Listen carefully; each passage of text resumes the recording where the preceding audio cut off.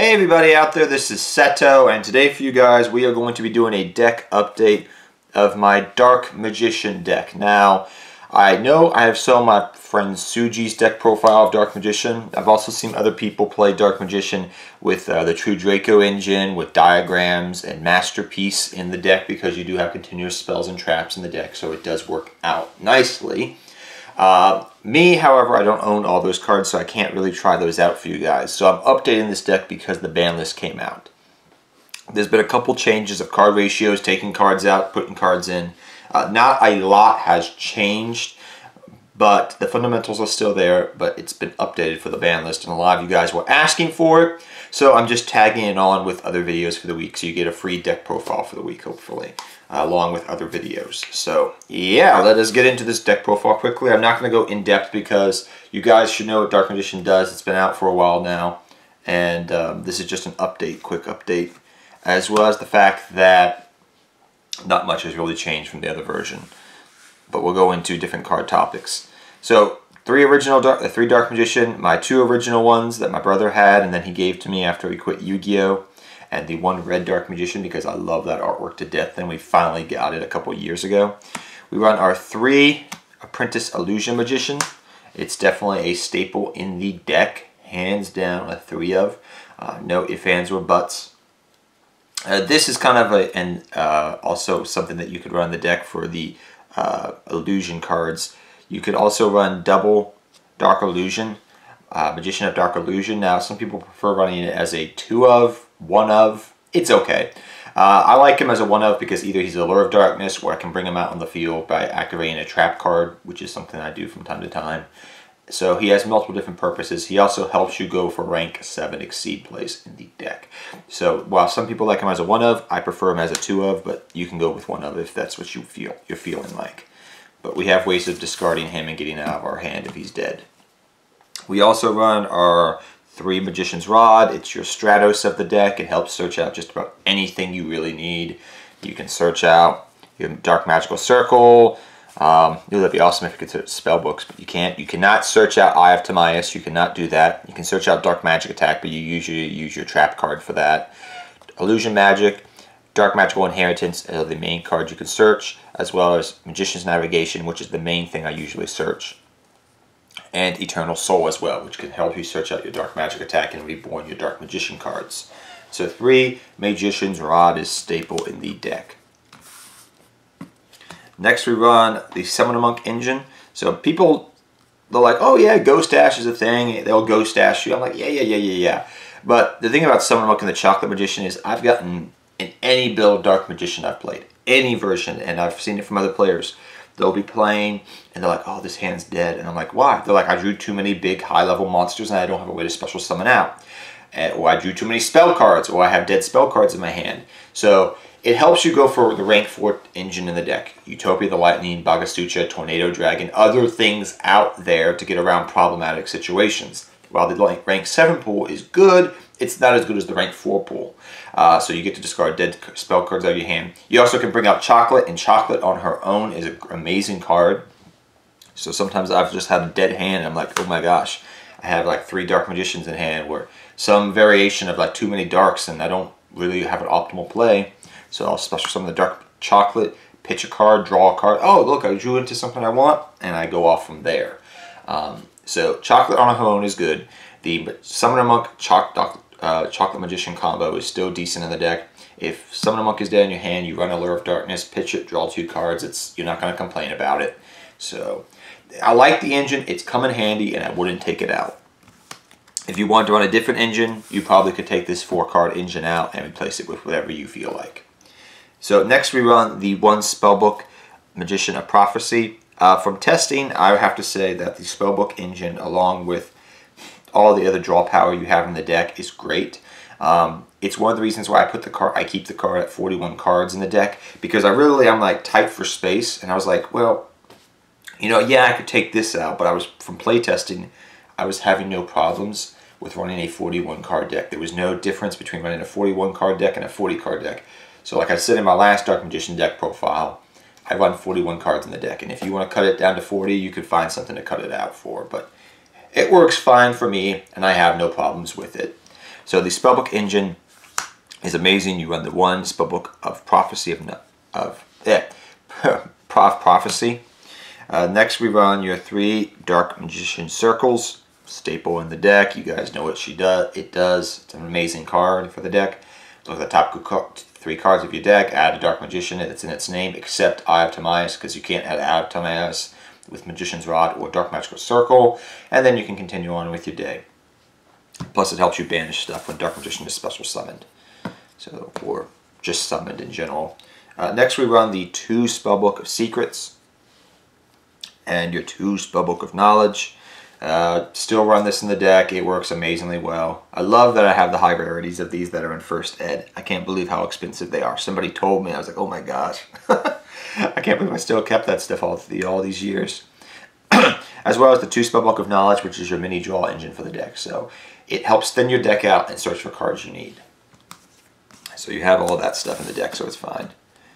We also run your double Allure of Darkness. The reason I say to people don't run triple Allure of Darkness is because I found with the Spellbook of Knowledge engine and everything, you don't need to run triple Allure of Darkness. So you don't need to run it at 3 of anymore. You don't want to banish a lot of stuff. Like, I don't mind banishing 1 Dark Magician in my hand if I have double Dark Magician in my hand. I'm like, that's fine.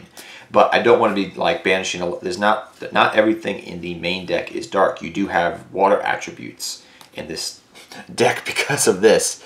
So you could run more darks if you want to, and besides, your monster count in general is not super high because you have a lot of spells and traps. So I prefer 2 of because getting too many Allure of Darknesses in hand, if you have double Allure of Darkness, it's not as good as if it's just an all-base dark deck, like maybe a Dark Lord deck or some other dark deck out there. So just double Allure of Darkness, not triple. That's what I prefer. Your 2 Eye of Timaeus. You could cut one of these out to make it 40 cards in the deck. Go right ahead if you really, really want to do that. But for me, personally, it's fine. It's a card that it's either live or if it's dead, I pitch it with Summon a Monk to get a free rank 4 on the field. So Eye of Timaeus is a good 2 of because you have the new Timaeus cards. You have so many different things you can go for with Eye of Timaeus. Some people prefer 1 of, some people prefer 2 of. Up to you to decide. Your 2 Eye of Timaeus there. We also run your 1 Dark Magic Attack. Alright, simple, you run it. You also run your 1 Magician Illusion, your 1 Dark Magical Inheritance. This card, I would love to have a holo reprint, like a super of that card. I would really, really appreciate that, Konami. But who knows, maybe one day they'll do it for me. So that's the ratio of your other Dark Magician spells you can search out for. We also run your 1 Monster Reborn because it's back at 1 of, and your 1 Dark Hole. So Monster Reborn has been putting in a lot of work in the deck recently because you can it helps make your circles be more alive, I guess you could say. It also helps you go for rank 7 exceeds easier. In general, just is a great card to have in the deck. So definitely, if you have space, run the Monster Reborn. Like, you should run this in the deck. There's no ifs, ands, or buts about it. And your 1 Regeki, which you can take out if you're going first or second, but it helps just get rid of boards in general. Clear boards, because Dark Magician has a small problem sometimes with getting over very powerful monsters that have big attack. So next we have 3 Magician's Navigation, my favorite artwork in the deck. This is your backbone of your deck. This is how you go off. This is still the backbone of the deck, just like Great Keeper Spy is to GKs. Navigation is the same for Dark Magician. You get this off with Circle on the field, it puts you in a winning position most of the time. So Navigation is your backbone of the play to help go off, get searches off Illusion, or go for a level 7 exceed play, like maybe for a big eye, if they have a big monster, you can steal it. You get where I'm going with this. So 3 Navigations, amazing artwork. 3 Eternal Soul, I've thought about it, and from playtesting, I decided to go with 3 of Eternal Soul still in the deck. You could run it as a 2 of, but at the end of the day, I decided to go with 3 of in the deck still because that is what was working for me. So 3 Eternal Soul. Then we run the Solemn Brigade. We run the 1 Solemn Strike. You could run double, but I prefer 1 of. Your 1 Solemn Judgment and your 1 Solemn Warning. So that's the Solemn Brigade I wanted. Now, people don't like these. You could run them for hand traps. So you could run Ghost Ogre, Ghost Ash, Drill and Lock, if you want to go for drill and lock combos and stuff. So you can run whatever hand traps you want to, or you can side deck them and then put them in the main deck in game 2 and 3. You could do that as well. But for me, I like the solemn cards because you have enough bluffing ability. Like you have a whole bunch of traps you run, plus a lot of quick play spells that you can set, and you can bluff your opponent into thinking, oh, like it's a lot of back row. So the solemn cards become more live. I find for myself they're not going to blow away my back row as much as they're going to try to hit my circle, because circle is the card that's face up. They know what it is. They want to hit it. So they're going to hit that instead of my back row that's face down all the time. So it makes the warning cards a little bit more live and have a little bit more like, oh, if I see a twin twister, I don't have to worry as much sometimes that they're going to hit the back row. So I like it. The Solemn Warnings are great cards. Solemn Strike, I know it's a 3 of, but I prefer 1 of because of life points. And Judgment is mwah, magnifico in this deck. I can't tell you how many times Judgment has saved my butt. It's also saved my butt if I don't have... where is he? If I don't have him on the field yet, it protects my Eternal Soul. So if they have a Twin Twister or something, excuse me.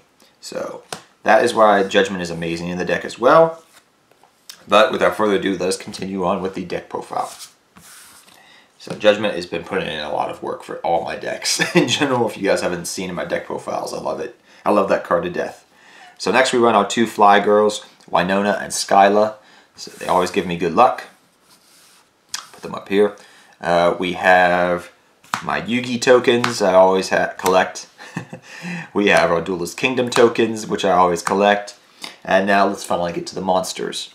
Your double Dark Magician of the Dragon Knight. You can easily go for this guy. This guy is amazing. I still won 1 Amulet Dragon because in certain situations this card helps out. As well as I still won 1 Dark Paladin. In certain matchups this card is amazing. So definitely run it. For your level 7 Exceeds, double Ebanon. Definitely and probably one of the best Exceeds for the deck because it's a Dark Magician based deck and this generally helps out. Your 1 Ebanon High and your 1 number 11 Big Eye. It puts in work. For your rank 4s, because you run this Summoner Monk engine, you got Bagasucha, Castel, Tornado Dragon, Performer Pal Trap Tricks Magician. It works out. Your 101 and your small little Utopia package of Utopia and Utopia the Lightning to help you get around big, powerful monsters. So yeah, that is the deck in a nutshell, guys. I hope you guys all enjoyed it. That was a very quick video, but like I said, I'm not going to go super in-depth into it. So let's talk about it now. Things I've been trying out. Like I said, I was talking about how people have been running some of the True Draco engine. If you have those cards, go right ahead and run them. I haven't picked them up yet, but kind of waiting for a reprint before I go into that boat and play with it. But yes, the deck overall has been doing fairly well. It's still a good deck. People I notice a lot, and probably it's because I love Seto Kaiba more than Yugi, go figure. But people play a lot more Dark Magician I notice than Blue Eyes White Dragon. But whatever. They're both good decks that are rogue decks that are still decently played. So Dark Magician, you can easily tech this guy out for running it in different competitive settings. Like my boy Suji was saying in his video, definitely evenly matched for these lower tier decks really helps you out. So side decking a pair of evenly matches or triple evenly matches, if you own the card, I know it's super expensive, but if you own it, can really help you propel you to victory just on that card alone. Different cards that I've been trying out in the deck really is just the Dark Magician engine. I took out, as you noticed, the Pot of Dualities from the last video. Pot of Duality is amazing in the deck. If you don't own the Spellbook engine, run your double duality or triple duality, Pot of Duality. It works fine in the deck. If you own the Spellbook engine, take your dualities out, throw those in there. And that's what I did. You saw I played around with those ratios, trying different things out, and it worked out better than ever. The deck is super consistent, super good at what it does, and it does what it needs to do well by getting Dark Magicians on the board. If you get a clunky hand, you have ways to get out of that clunky hand and possibly lead you to victory still. So the deck works overall well. Things I like side decking for it is your Light Imprison and Mirror or other cards out there. You have definitely, I would say, one card that I've been seeing a lot of play and testing just against Pendulum, the Pendulum matchup, is things like Anti-Spell Fragrance work very well in the deck. You can definitely side deck that stuff. Evenly Match is another good card. All your different Ghost Girls, you can either main deck or side deck. Ash Forehead, Ghost Ogre, Ghost Winter Cherries. If you want to take some cards out of the extra deck because you want to like hit their Electromite, you can do that. Other things you could run is like Evenly Matched and things of that nature. You may say, well, does Anti-Spell Fragrance slow down the deck? Not really. It really doesn't as much, especially when you're going against the Pendulum matchup or just a deck that relies a lot more heavily on spells than you do. You'd be surprised how good Anti-Spell Fragrance really is. You can use it as a stun card. So you go, if you know you're going first, you activate all your spells, set the Anti-Spell Fragrance on their turn, you go off, la-di-da-di-da. It helps you, you already got your spells activated that you really need to, and there you go from there. So that's my experience from playing the deck. I'm going to end the deck profile now, but I hope you guys enjoyed that little talking about how this deck works against the meta and just how to play it for fun. And until next time, guys, take care, have fun dueling, good luck dueling. I'll see you guys next time. Take care, everybody.